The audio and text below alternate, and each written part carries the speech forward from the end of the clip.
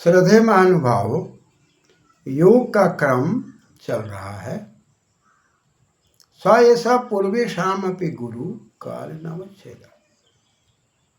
संसार में वेद की परंपरा से, ऋषि महर्षियों की परंपरा से,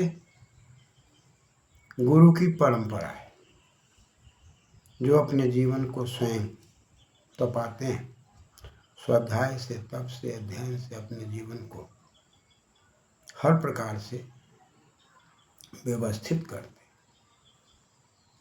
उनको लोग गुरु कहते हैं, आचार्य कहते हैं। लेकिन ये काल से परे नहीं है। काल के द्वारा 6 प्रकार के विकार होते हैं। जायते अस्ति विपरिणमति अपच्यते विनश्यति। जन्म लेना, कुछ दिन रहना, परिवर्तन होना, बढ़ना और अंत में नष्ट हो जाना। ये जो जीवात्मा वेद आदि शास्त्रों का अध्ययन करके गुरु बनते हैं, उनकी ये गति है। लेकिन जो जन्म मरण से परे है, सह वह, ऐसा मान्य वह जीवात्मा जो जन्म मरण से युक्त है, और सह मान्य वह जो जन्म मरण से परे है, वह गुरुओं का गुरु है, जिसको काल नहीं मारता। इस प्रसंग में विचार करते हुए सहसा पूर्वे श्यामा भी गुरु काल नवच्छेदा तस्य वाचक प्रणवा। उस गुरु के सानिध्य में कैसे जाएं? तो वाच्य वाचक भाव, वचन करने योग्य और वचन करने वाला। तो वचन करने योग्य परमात्मा है, उसको जानना है, समझना है, और वाचक जीवात्मा है। तो ये क्या करे? तो कहा कि भाई प्रणव, प्रणवति प्रणवा, जो स्तुति करे, उसके गुणों का गुणगान करे, उनके गुणों को जीवन में लाने का प्रयास करे। स ऐसा पूर्वे शाम अपि गुरु काल नवच्छेदा तस्य वाचक प्रणवा तज्जपस तदर्थ भावना। जब तो करना है, लेकिन उसके अर्थ को समझना है, उसकी सत्ता को समझना है, और सत्ता को समझते हुए हमें और आपको जप करना है। वह सत्ता जो है अनादि है, अनंत है, और जगत जो है ये गतिशील है, उसी परम पिता परमात्मा के। इसलिए कण कण में परम तत्व का दिग्दर्शन करते हुए उसका जप करना है। अवधि योग वो सबकी रक्षा करता है। और इस प्रकार इस दुनिया में यदि हमारी कोई भी रक्षा करने वाली शक्ति है तो ओम है, खम है, ब्रह्म, आकाश के तरह वो व्यापक है, जिसके सानिध्य में जाने का लक्षण यही है कि ज्ञान विज्ञान हमारा आपका बढ़ता चला जाता है। और वो ओम है। ओम का अर्थ सर्वरक्षक, सबकी रक्षा करने वाला, या अ से लेके मकार के बीच में सारे शब्द, सारे वाक्य, जो कुछ भी वाक्य निर्माण होते हैं अ और मकार के बीच, इसलिए परमात्मा का नाम ओ है। अ बोलने से मुख खुलता है, म बोलने से मुख बंद होता है। उस ओम के जाप से और उसकी भावना करने से, उसकी सत्ता को समझने से, और अपने आप को अहंकार रहित होने से, तज्जपस तदर्थ भावना। इसी क्रम में बात आ रही है कि यदि आप ऐसा ओम का जप करते हैं, तप करते हैं, अपने जीवन को पवित्र बनाने का प्रयास करते हैं, तो क्या होगा? ततः पृथक चेतनाधिगमोप्यांतराय भावस्य। ततः में तत्से तसिल प्रत्यय लगते हैं। जो पंचमी के अर्थ में उससे माने जप करने से, जप करने से माने उसकी भावना को समझने से, उसके अर्थ को समझने से। केवल शब्द का जप किया जाए और शब्द का अर्थ न समझा जाए तो उसकी सार्थकता नहीं है। ओम के जप में ओम के गुणों को समझना है, और जैसा कि कहा था कि शब्द और अर्थ का संबंध नित्य है। शब्द है तो उसके अर्थ हैं, अर्थ है तो शब्द है।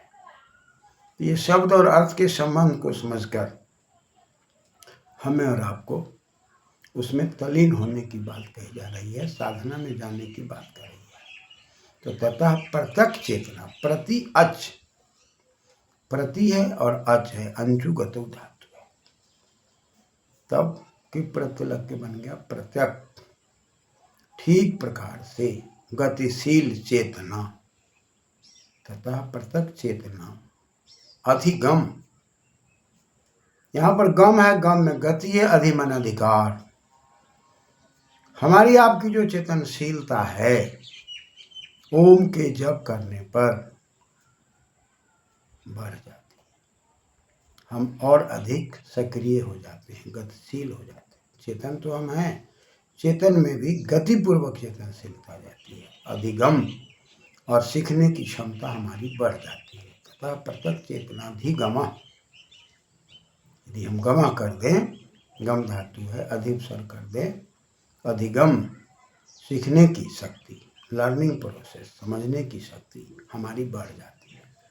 ओम के जप करने से, ओम के चिंतन करने से, उसके गुणों का गुणगान करते रहने से जीवात्मा की शक्ति बढ़ती है, गतिशीलता हो जाती है, चेतन जीवात्मा और अधिक सक्रिय हो जाता है। तथा उससे ओम के जप करने से और उसकी भावना करने से, उसके गुणों को समझने से, व्यवहार में परिवर्तन लाने से, हम दुनिया में आए हैं और जिस रूप में आए हैं उसी रूप में यदि चले जाते हैं तो यह तो पशु का लक्षण है। लेकिन जीवात्मा आता है और आने के बाद माता पिता, आचार्य और समाज को प्राप्त करके वो नई नई विद्याओं को सीखता है, प्रेरणा लेता है, शास्त्रों को सीखकर अपने जीवन को आगे बढ़ाने का प्रयास करता है। लेकिन मानव को छोड़कर बाकी जीव जैसा बाल्यावस्था में है वैसा ही वृद्धावस्था में, न उनकी आवाज़ में परिवर्तन होता है, न उनके व्यवहार में परिवर्तन होता है, न उनकी प्रकृति में परिवर्तन। लेकिन मनुष्य जो है वह संस्कार करके अपने जीवन को परिवर्तित करता है। गार्भैर होमैर जात कर्म चौल बंजनी बंधनी वैदिकम गार्भिकम चैनो दोषान पगड़े। माता पिता के संस्कार को पाकर और संस्कारों को करते हुए, जो 16 संस्कार का क्रम है, उस क्रम को समझते हुए, उसके अर्थ को समझते हुए, उसके भाव को समझते हुए माता पिता उसके जीवन को बदलने का प्रयास करते हैं, समाज भी जीवन को बदलने का प्रयास करते हैं। स्वयं बालक जब बड़ा होता है, मुंडन, उपनयन आदि संस्कारों की ओर जब बढ़ता है तो उसके चिंतन मनन में परिवर्तन हो जाता है। अतः संस्कार का बड़ा महत्व है और इन संस्कारों के द्वारा जब आगे बढ़ता है, ओम के जप में जब वह विलीन होता है, तब उसके अंदर उसके प्रति अंचति, उसकी गति बढ़ जाती है। प्रत्येक चेतना, चेतयति चेतना, जो चेतनशील है, चेतन लिट प्रत्यय, तथा प्रत्येक चेतना धिगमो, अधिगम, अधिकार पूर्वक उसमें गति पैदा हो जाती है, सीखने की क्षमता। अपि अंतराय अभावश्च, अंतराय अभावश्च, अंतराय माने विघ्न होता है, अंतर अंदर की बात, और इन गते धातु से हमें बनाते हैं तो बनेगा ऐ आय, अच प्रत्यय अंतराय, या हम घय प्रत्यय करते हैं अंतर, ऐ आय अंतराय। तो आय करने पर तो घय करने पर तो ऐ को आय हो जाएगा, इन गतों से ई को गुण भी हो जाएगा, लेकिन अच करने पर नहीं होगा, इसलिए अच न करके हम घय करते हैं, तो बन जाता है अंतराय, अंतर आय।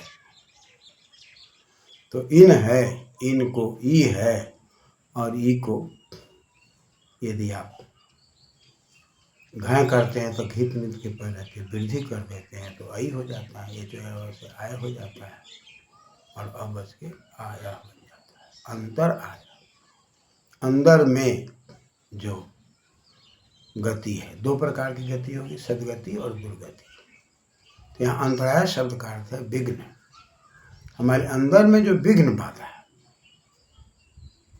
अभाव, न भाव अभाव, भू धातु है सत्ता, उसका अभाव हो जाता है, अभाव च, स है और उधर च स्तोष्टुनासु से तलाप से हो गया भावश्च ततः पृथक चेतनाधिगमोप्यांतराय भावश्च। जब कोई व्यक्ति ओम का जप करता है, तल्लीन हो जाता है, ओम के स्वरूप को समझता है, अंतर्मुखी होता है और परम तत्व के व्यवहार को समझते हुए अपने जीवन को तल्लीन करने का प्रयास करता है, तब उसके जीवन में धीरे धीरे गतिशीलता आती है। उसकी चेतनशीलता जो है और चेतन की ओर बढ़ जाती है, उसकी जागृति बढ़ जाती है और वो अधिगम के लायक हो जाता है, सीखने के लायक हो जाता है। वो अधिकार पूर्वक अपने जीवन को समझने लग जाता है। ऐसी परिस्थिति में उसके जीवन में समझना सोचना बड़ा आसान हो जाता है, तीव्र बुद्धि हो जाती है और अंतराय अभाव, अंतराय अभाव, अंतराय में अभाव में अकस्म में दीर्घ से दीर्घ हो गया तो बन गया अंतराय भावश्च। यानी कि अंदर के विघ्न बाधाएं धीरे धीरे दूर होने लगती हैं। जो अगला सूत्र बताता है कि जब कोई योगाभ्यासी योग के मार्ग पर चलता है, जब करता है तो उसके जीवन में धीरे धीरे विघ्न बाधाएं आती हैं और वह अंदर की चेतना से, चेतनशीलता से विवेक जागृत करके वह कैसे धीरे धीरे अपने जीवन के विघ्न बाधाओं को, व्याधि आदि को कैसे दूर करता है, इस पर अगले सूत्र में विचार करेंगे। धन्यवाद।